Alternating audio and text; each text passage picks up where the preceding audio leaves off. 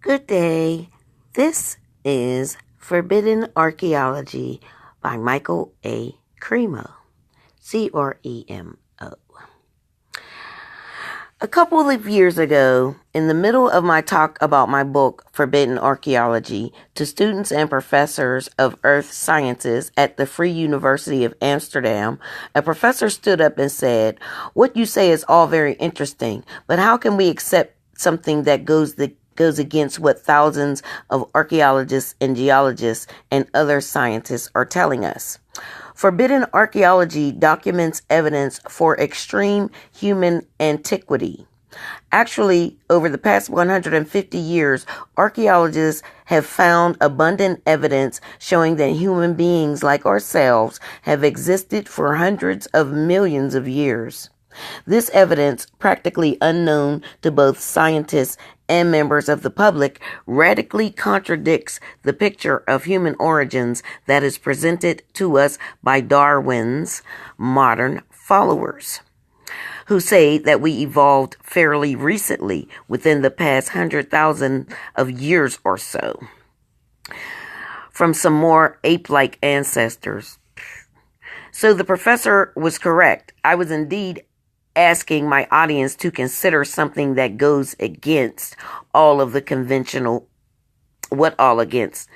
goes against what all the conventional experts are saying. You know, I responded, it must have been quite interesting to have been a Darwinist in 1860 when hardly anyone accepted it. Even though I disagree with the Darwinists, I have a lot of respect for the early ones because it must have taken a considerable amount of courage to stand up for Darwinism in the face of heavy opposition and disagreement from what was then the scientific establishment.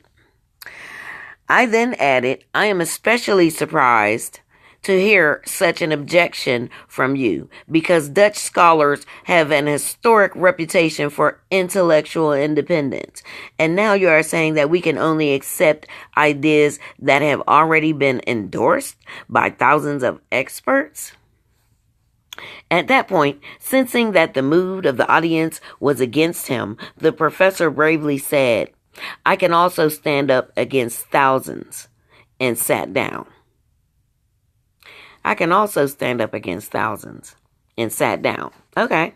I returned to the Netherlands for another series of lectures to students and professors of archaeology, anthropology, and biology at the universities of Amsterdam, Utrecht, Leiden, Groningen, and Nijmegen, among others. After the lectures, during the question sessions, there were many kinds of reactions from my listeners.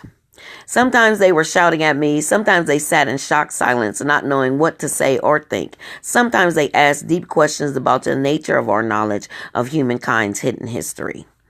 Yes, the audiences were tough, unsympathetic, and skeptical, but that is to be expected when you present ideas as radical as mine.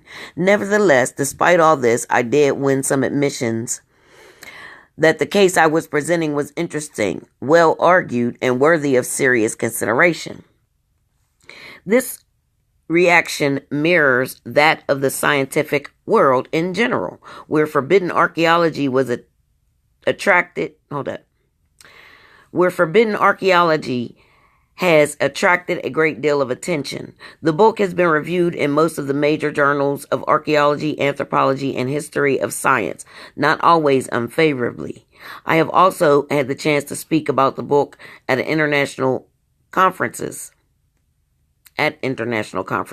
such as the World Archaeological Congress held in New Delhi in 1994, the 20th International Congress for the History of Science held in Liège in 1997, the World Archaeological Congress held in Cape Town in 1999, and the European Association of Archaeologists annual meeting held in Bournemouth, England in 1999.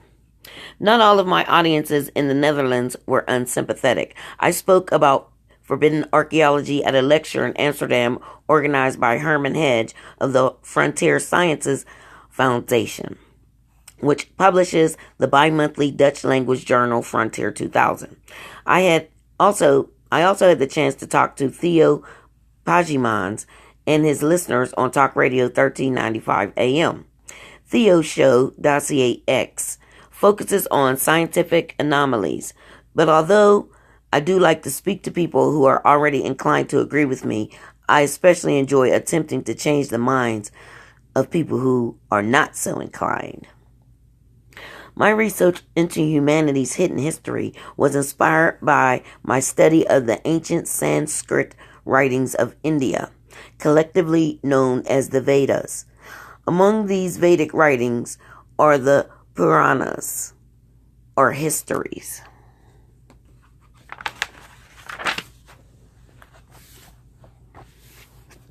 which tell of human civilizations existing on this planet for tens of millions, even hundreds of millions of years.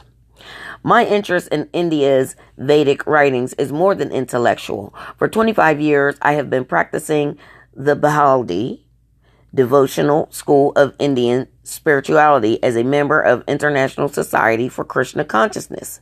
Sometimes people are surprised to learn that the gray-haired person of over 50 years of age lecturing before them in a suit and tie is a member of what is popularly known as the Hare Krishna movement.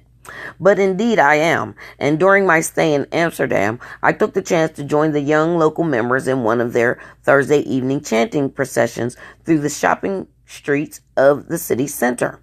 This clash of images, science, and street religion is nothing new. For ages, the Baldi tradition in India has always been a mixture of two seemingly contradictory elements: the emotional expression of Baldi through public chanting and profoundly deep scholarship. One thing that such scholarship reveals is that time proceeds in cycles rather than in linear fashion. According to the Puranas, the basic unit of these time cycles is the day of Brahma, which lasts 4.3 billion years. The day of Brahma is followed by the night of Brahma. During the day of Brahma, where you're standing in my face dazed, suddenly crazed, or just curious how I taste glazed.